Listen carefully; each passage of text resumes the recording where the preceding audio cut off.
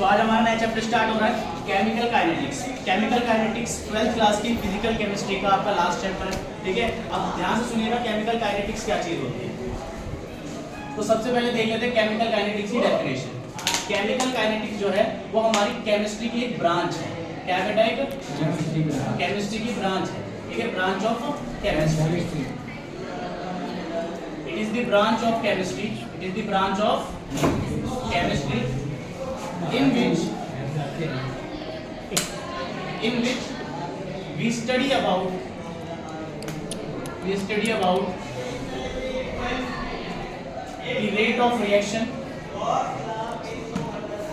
the rate of reaction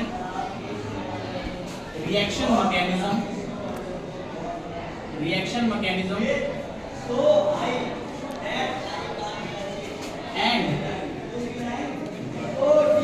and the factor affecting the rate of reaction, and the factor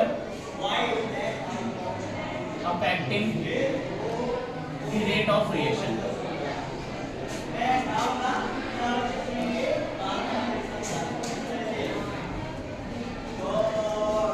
तो जरा ध्यान से देखिएगा आप लोग, क्या है बेटा चैप्टर का नाम?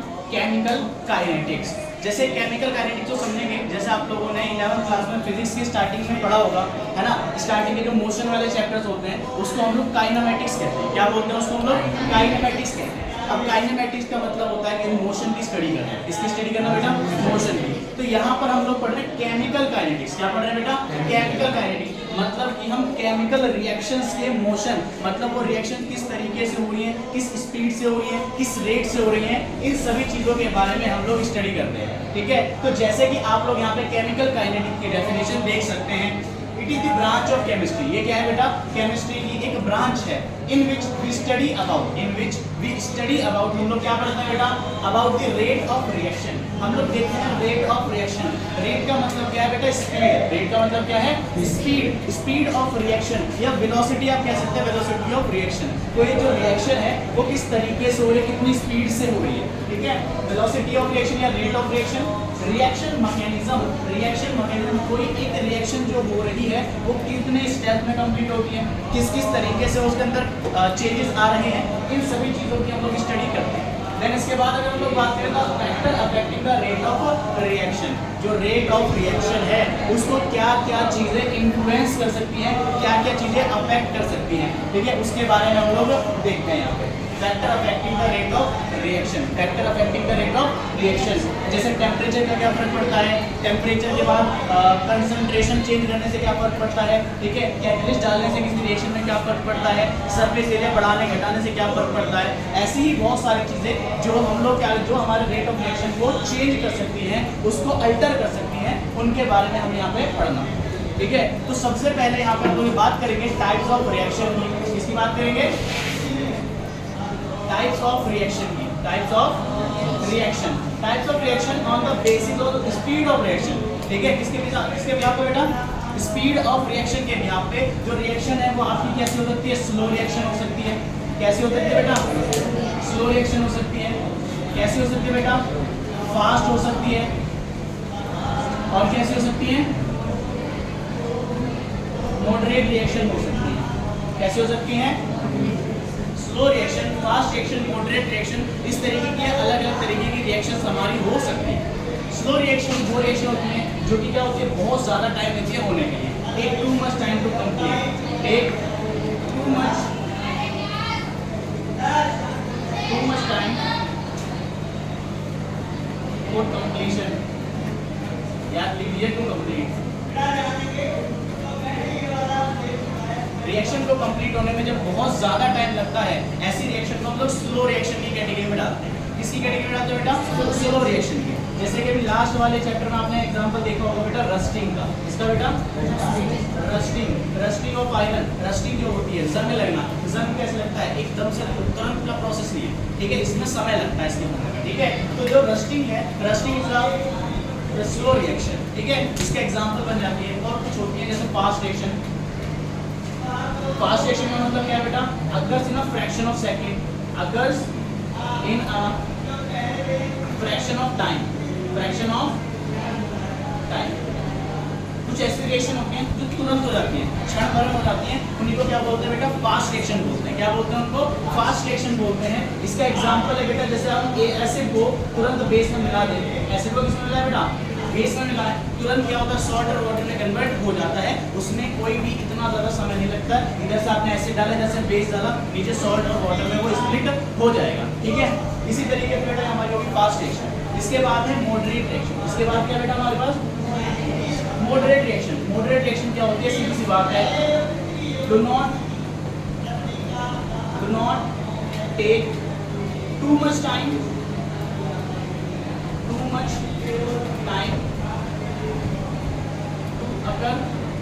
to complete or occur in fraction of time। अगर बेटा यहाँ पर देखें तो देख सकते हो मॉडरेट रिएक्शन कैसी होती है। मॉडरेट रिएक्शन ना ही तो ये बहुत ज़्यादा तेजी से होती है और ना ही बहुत ज़्यादा स्लो होती है। मतलब do not take too much time to complete, ये कंप्लीट होने के लिए बहुत ज़्यादा टाइम भी नहीं लेती हैं और ऐसा भी नहीं कि तुरंत हो जाए। And occur in fraction of, ठीक है, do not occur in fraction of time, ऐसा भी नहीं कि तुरंत हो जा रही है। मतलब क्या है? इनकी स्पीड जो है वो मॉडरेट है, ना ही बहुत ज़्यादा स्लो है, ना ही बहुत ज़्यादा फास्ट है। ये बिल्कुल मॉडरेट लेवल की है, मीडियम लेवल की है। इसका एग्जांपल आप सभी को याद रखना बेटा, hydrolysis of ester. Hydrolysis of,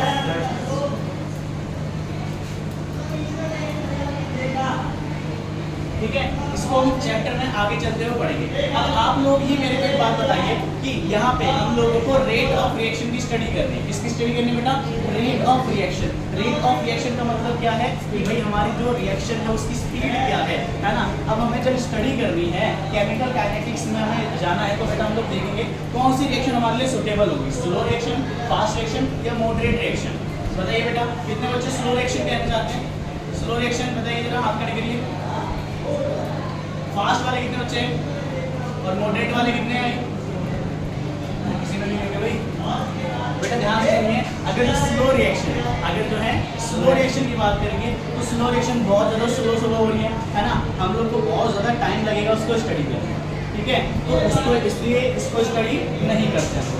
fast reaction की बात करें तो फास्ट रिएक्शन बहुत ज़्यादा तेजी से हो जाएगी, हमें टाइम ही नहीं मिलेगा उसको देखने के लिए, उसको कैलकुलेट करने के लिए, ठीक है। और तीसरी चीज़ क्या है?